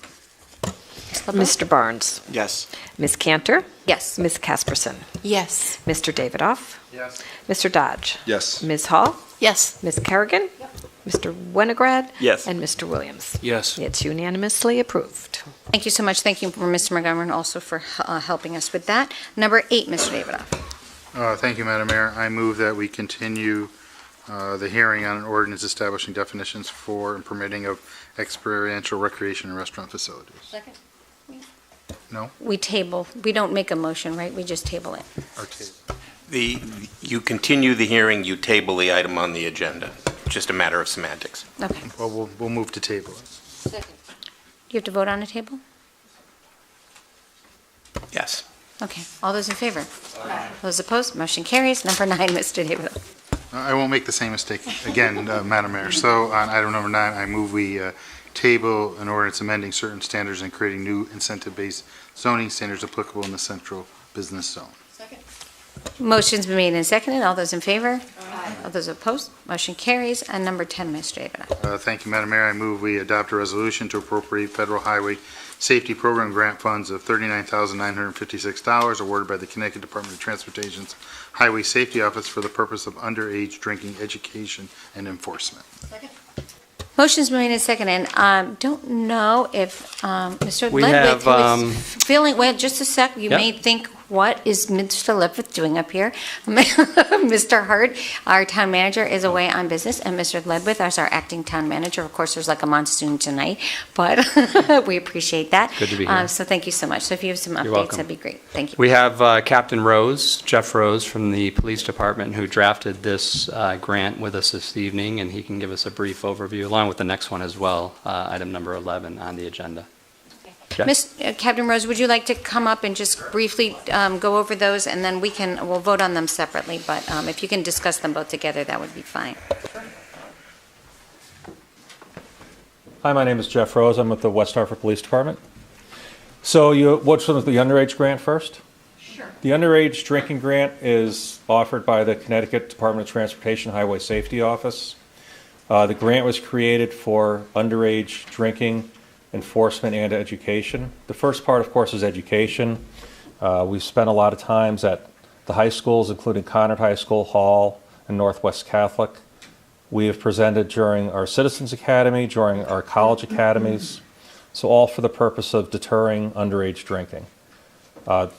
We use, with the equipment that we've bought, includes what we call drunk goggles, go-kart, and we have a mat that they can put on goggles and use a steering wheel and walk around if I don't think these kids have seen it yet, but so we'll bring that to the schools and just present our experiences with underage drinking and the hazards that it causes. That's the first part of it. The other part is the supervision of all school events that happen in the evening. And by the Department of Transportation, that means after 5 o'clock. So that includes all athletic events. It includes the safe graduations, the school dances, and Celebrate West Hartford, which I've written into the grant. So that will provide a reimbursement for at least one officer at every one of those events. And those are the ones in the evening. For the safe graduation, we'll try to have 2 officers at each hall and Conard. Now that is, the officers are there to check for any type of underage drinking, obviously. There's no drinking permitted whatsoever on school properties, even if you are of age. But the officers are there to check for anything like that. It provides for patrols in the center with our special investigations detectives and officers. During the evening, especially with such a mecca for bars and restaurants in town, it does reimburses the cost of detectives for checking bars, restaurants, and liquor stores, even for underage drinking, including false identification. One exciting thing that we just bought with the grant money was a license scanner. You can actually scan a license to see if it's false or not. So just purchase that. And so that's basically with the grant. There's a lot more to it, but we've been here long enough. And No, thank you, Captain Rose. Now, in the past, we have received DUI grants and other grants for yeah, this is just one of them. We usually got a 75%, we received a 75% reimbursement. This one's 100%, correct? Correct. So the past, I believe this is the 5th year I've done it, 4th or 5th. Now this year, from the DOT, they're giving 100% reimbursement. So the $39,900 and the rest of it it's 100% reimbursement. So all overtime incurred by the police department is reimbursed for these activities. On top of that, I do budget for $1,000, give or take, for any type of equipment. Thank you very much. Any questions for Captain Rose? Okay, Mrs. Holloman. Okay. Actually, I'm not quite sure whether the question is for you or not, but given that these grants are starting in October and the state doesn't have a budget yet, from a cash flow perspective, are we going to count on these funds before we receive them? I'm just trying to figure out where. The money actually trickles down from the National Highway Traffic and Safety Administration, so the money is there. It comes down from the federal government. Okay, so we're not dependent on the state. Nope. It's a guaranteed reimbursement grant. Thank you. Thank you, Ms. Hall. Mr. David? I have a comment, not so much a question, and this is from the sources, our police chief. Just for our residents to know that Captain Rose has been working on getting us traffic grants for many years, at least the past 5 years, and he is closing in on close to $900,000 1.1 in grant money, which is I have one. Yeah, 1.1. okay, so it's greater than what the police chief had. So $1.1 million. And, but did you want to hear about the DUI grant, or is that separate? How does that matter? Well, we can vote on this one and then do the DUI grant. So we'll just stay with there. Don't go anywhere. Sorry. Okay. Anything further on this? I do want to echo Mr. Avida's comments, and thank you so much for all of that you do. But we're going to continue on. All those in favor? Aye. All those opposed? Motion carries. Number 11, Mr. Avida. Thank you, Madam Mayor. I move adoption of a resolution to appropriate $120,000 in grant funds awarded by the Connecticut Department of Transportation Highway Safety Office under the Federal Highway Safety Program for the purpose of comprehensive DUI enforcement. Second. There's the 1.1. Go ahead, Mr. Captain Rose. No. The DUI enforcement grant is also presented by the Department of Transportation Highway Safety Office. They've actually been very generous to us for the last few years. The DWI enforcement grant provides for dedicated specific patrols to enforce, actually first to detect any impaired driver on the roadways, and then to arrest anyone driving under the influence of alcohol and or drugs. Within the town, we have about 2,500 accidents per year. And you can narrow it down. DWIRS, I believe, are around 180 from last year, if I remember right. Again, we have a vibrant center, Blueback Square, and all the bars and restaurants. From that comes the drinking. So the officers are out there on dedicated patrols, especially around West Hartford Center, but throughout the town, whether it be from New Britain Avenue to Albany Avenue, looking for drunk drivers. So it provides for 2 officers every Thursday, Friday, and Saturday night. With the exception of holiday periods, one's coming up, for instance, from November 16th through November 26th, I believe, the Sunday after Thanksgiving. It will provide any type of reimbursement for anyone working those type of patrols. So the grant starts on October 1st. It runs through about September 10th, 2018. There's always about a 3-week hiatus in September for the grant, but so that's what it provides, and this is 100% reimbursement. Again, the past few years have been a 75% reimbursement, and this is 100% reimbursement. Thank you, Captain Rose. And again, thank you for making our you're community welcome. safer by securing these grants and You're allowing welcome. the resources to be there. And there's also Uber too for everybody's, right, as options. So. That's a Okay, newer thing. Yeah, that's a. Any further questions or comments? All right, all those in favor? Aye. All those opposed? Motion carries. Thank you so much, Captain. Oh, you're welcome. Appreciate that. Have a good evening. Okay.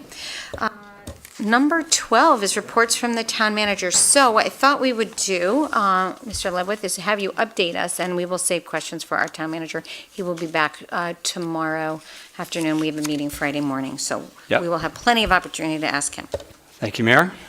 So in front of each of you is the pretty detailed town manager's report. This is also available online as well under the town manager's section of the website. And I won't read through all of these bulleted items, but I will highlight a couple of things if you don't mind.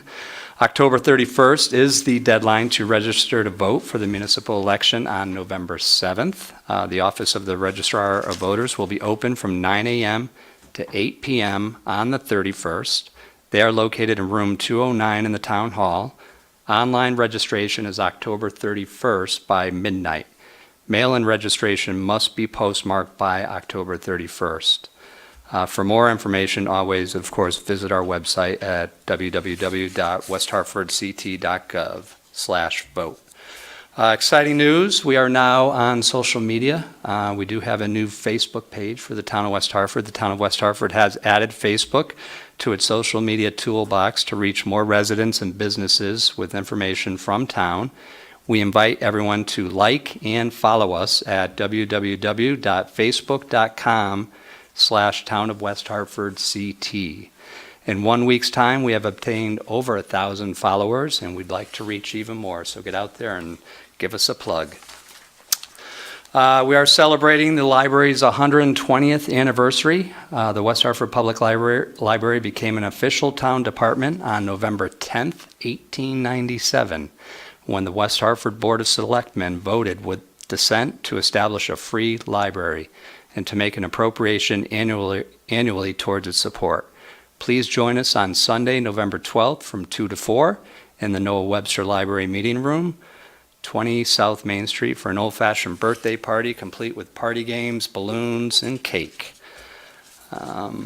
We also mentioned we had a proclamation for Assistant Chief Wynn. We will have a celebration for him on October 30th in room 400 in the Town Hall from 9 o'clock to 11 o'clock, so we certainly will read that proclamation for Assistant Chief Wynn at that time. This Saturday, October 28th, we have National Prescription Drug Take Back Day. The West Hartford Police Department, the West Hartford Bloomfield Health District, and the Federal Drug Enforcement Administration will coordinate a collaborative effort to remove unwanted and unused pharmaceutical, controlled substances, and other medicine during National Take Back Day. Collection activities will take place at the Department of Public Works, which is on 17 Brixton Street, from 10 o'clock in the morning to 2 o'clock in the afternoon. The program is anonymous and free.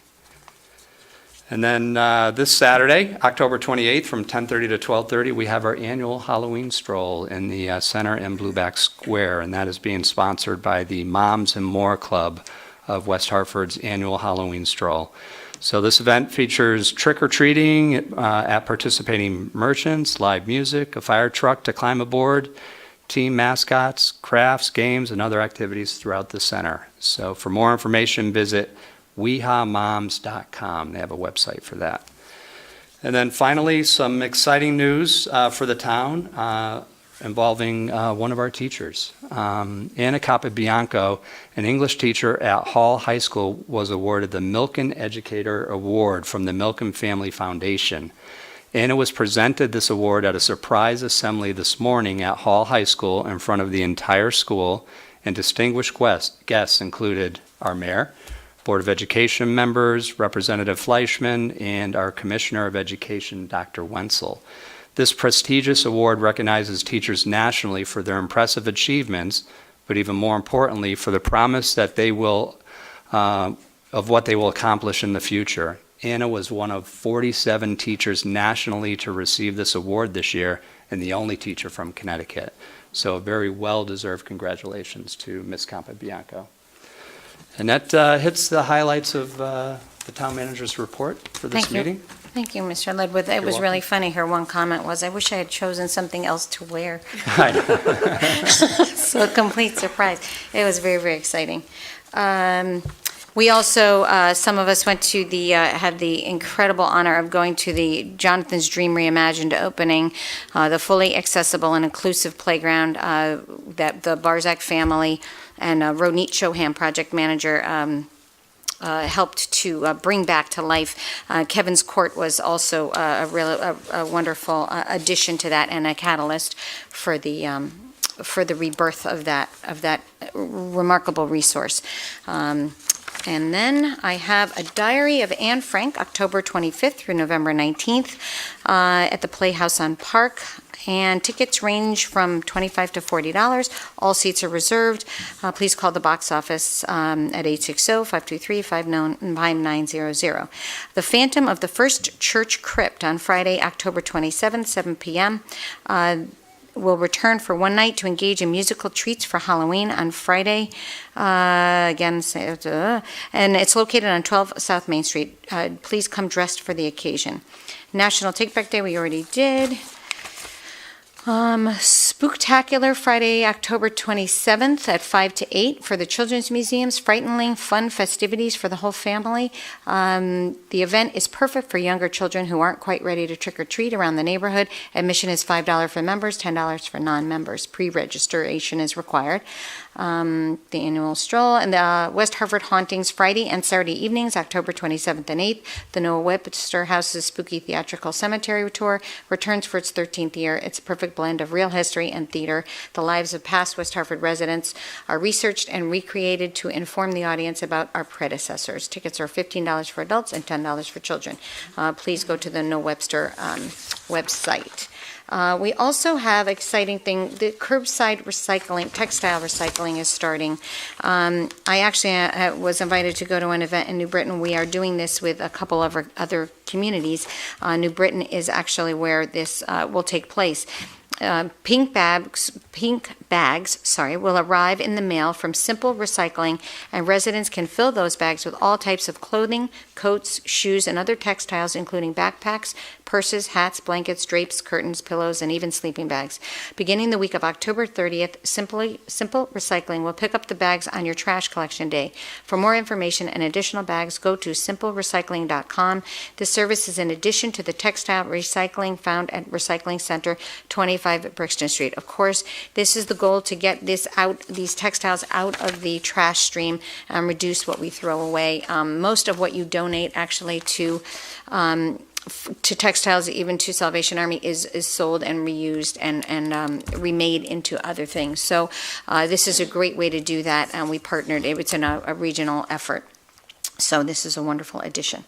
There any comments? We're not, okay, go ahead, Ms. Hall. Their announcements, yes. Okay, Ms. Hall. This is probably the last time you'll get to hear me say this, but I just want to point out that on November 4th, we'll be placing flags on all the graves of veterans at Fairview Cemetery. always looking for volunteers who will come out at 8:30 in the morning. I recommend that you bring a screwdriver or a poker or something, because as I'm sure everyone who's putting up lawn signs realize, it's been a tough season with all this dry ground. But it'll help you to plant the flags. So just want to thank all of our residents who come out to help us honor our veterans. Also on November 11th, we'll have the ceremony at 11 o'clock at the West Hartford Veterans Memorial here in the center of town. So it's a Saturday this year, so hopefully we get a lot of people who may have missed the ceremony in previous years. We also have a group of Cub Scouts that come out and help take all the flags down 2 weeks later, which doesn't often get the same fanfare as putting them up. So if anybody is looking for that nice walk through Fairview Cemetery 2 weeks after November 4th, early in the morning, they'll be out to take the flags back down. And speaking of which, I know it was in the report, but I know we're also very happy to have finished the repairs at the chapel at Fairview Cemetery. It's a beautiful building, so I know it's also going to be a much greater convenience for families who need to visit the cemetery. So some good stuff in the cemetery these days. So Thank you, Mrs. Holland. Thank you again for your work and commitment to bringing all of this and organizing so much of this. So appreciate that. All right, that's any other announcements? No? Okay. Number 14 is reports from Corporation Councilor, Mr. Allaire. I have no formal report. As you know, we do need an executive session tonight. Item 22 on your agenda for a purpose of discussing a potential settlement in the matter of Michael Hains versus Aquatics for life. So I'd ask you to go into executive session at the appropriate time. Thank you, Mr. Allaire. Appointments, we have one, Mr. Davidoff. I move that we appoint Alex Shakarov to the Housing Authority for a term ending 12/31/2022. Motion's been made and seconded. All those in favor? Aye. All those opposed? Motion carries. We are to number 19, Mr. Davidoff. I move adoption of the consent calendar. Motion's been made and seconded. All those in favor? Aye. All those opposed? Motion carries. Number 20, Mr. Davidoff. Madam Mayor, I move that we receive from Harry Captain on 10/12/2017 resigning as a town council zoning alternate. Motion's been made and seconded, and we all thank Harry for his extended years of service to West Hartford. And number 22, I make a motion that we go into executive session. Second. Motion's been made and seconded. All those in favor? Aye. All those opposed? Motion carries. Thank you. This is the purpose of discussing a potential settlement in the matter of Michael Hains, Aquatics for Life.